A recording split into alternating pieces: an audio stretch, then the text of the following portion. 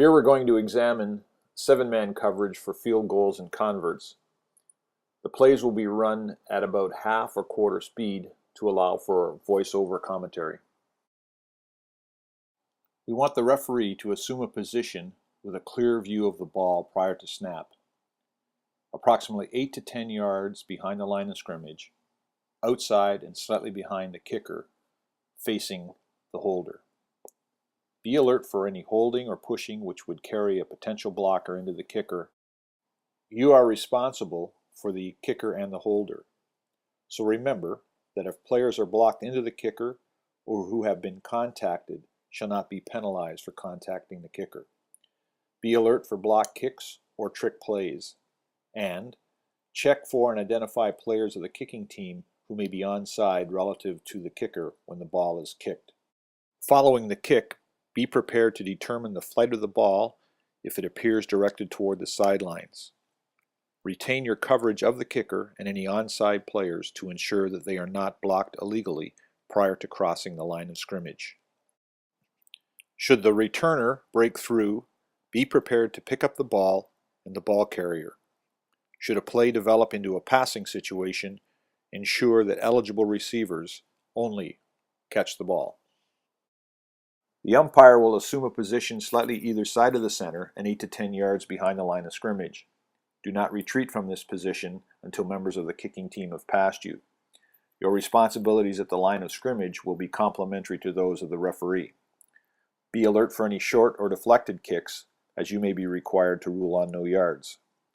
Do not back out of your position until the majority of the kicking team has passed, then turn and cover the blocking tactics in the center of the field if there is a return. In the event that the returner breaks through, be prepared to pick up ball coverage as it evolves.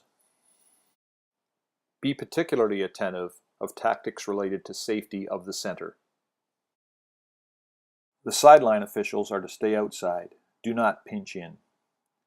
Be alert for short or deflected kicks. You may be required to rule on no yards. Both sideline officials must remain on the line of scrimmage until the ball has crossed the line. Be alert for any holding, with special attention to the wide side of the formation. The sideline officials must be alert for and assist the referee on block kicks and the recovery of the ball. The sideline official facing the referee may retreat into the offensive backfield to bracket the play with the referee. Following the kick, proceed downfield and observe the tactics of the receiving teams as they block for the ball carrier. Retain outside control and do not drift into the field of play. Be alert to offer coverage on the ball and the ball carrier should the return outstrip the coverage officials downfield. Should the kick be wide and proceed into the goal area, be prepared to cover down to the goal line and provide outside coverage on the forward progress of the ball. The side judge and back judge take positions under the goalpost uprights. If the field goal attempt is successful, signal and terminate the play. Be alert for the ball striking the goalpost and its subsequent flight. If it goes through, the kick is successful. If not, the play is dead without score. The field judge takes a position on the dead ball line and responsible for it from sideline to sideline. Should the attempt be successful, obviously the play is terminated and no further action is required on your part. On this particular play, you will note that the field judge appears to leave the dead ball line somewhat prematurely. Field judge, stay on the dead ball line until you know that the field goal is either good or that you have some responsibilities related to the return. On a kick that is not successful, the back judge and side judge must adapt quickly. The official ruling on the field goal attempt is to hold its position under the goal post until you rule good or wide. If the kick is wide, be prepared to move back and toward the goal post for protection. Be prepared to rule on no yards if the kick is short and in front of you. Be especially alert for possible illegal blocks in the first wave of tacklers, and be prepared to rule on forward progress of the ball carrier with special attention to the goal line. The official on the far post is to hold his ground and be prepared to move back toward the goalpost for protection in the event of an attempted run back. If your colleague is caught up in traffic, be prepared to help out with plays near or on the goal line. But your primary duties are to examine the blocking which might occur as the play unfolds. A key to remember is once you've determined who has ball and who has blocking, stay with those responsibilities throughout the return. On a wide field goal attempt, the field judge will remain at or near the dead ball line.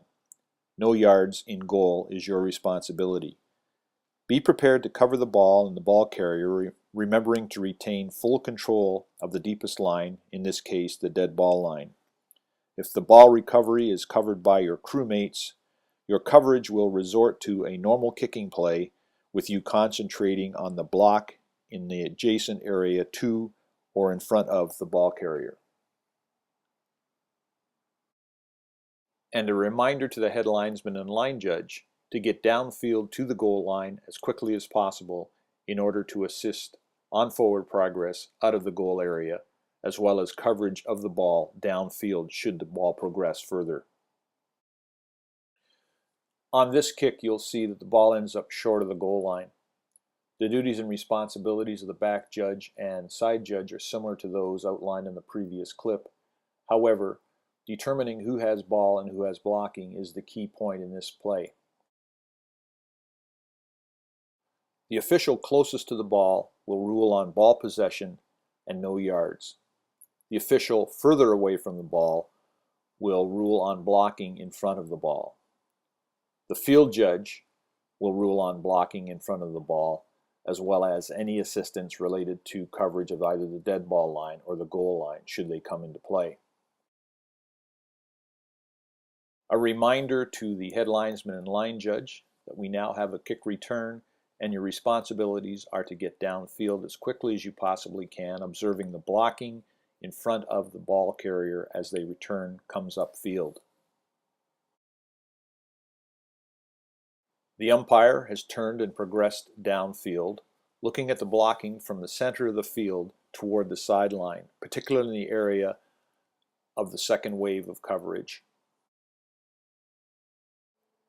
On a short field goal inside the 10-yard line, responsibilities change. The referee rules on the field goal.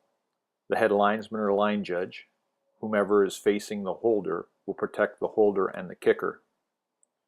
Side judge and back judge take positions deep in goal, approximately the area outside the numbers. If the kick is successful, no action is required. If the kick is not successful and the play develops into a running play, be prepared to rule on no yards. Also observe and rule on blocking tactics of the receiving team. The field judge is responsible to rule at the dead ball line for any possession plays, as well support return in the context of no yards or blocking, depending on proximity to the ball. Again, as we see a short field goal attempt inside the 10, we ask the head linesman and line judge to move to be ready to cover the goal line should the ball be run out of goal by the return team.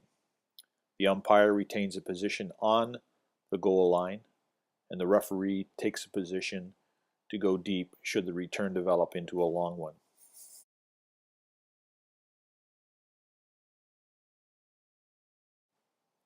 On a convert attempt, all the responsibilities are identical to those of a short field goal, with one exception. We ask that the side judge and back judge examine the tactics of the wing back or tight end as it relates to the rushers, observing potential holding or clothesline plays which can be ruled upon.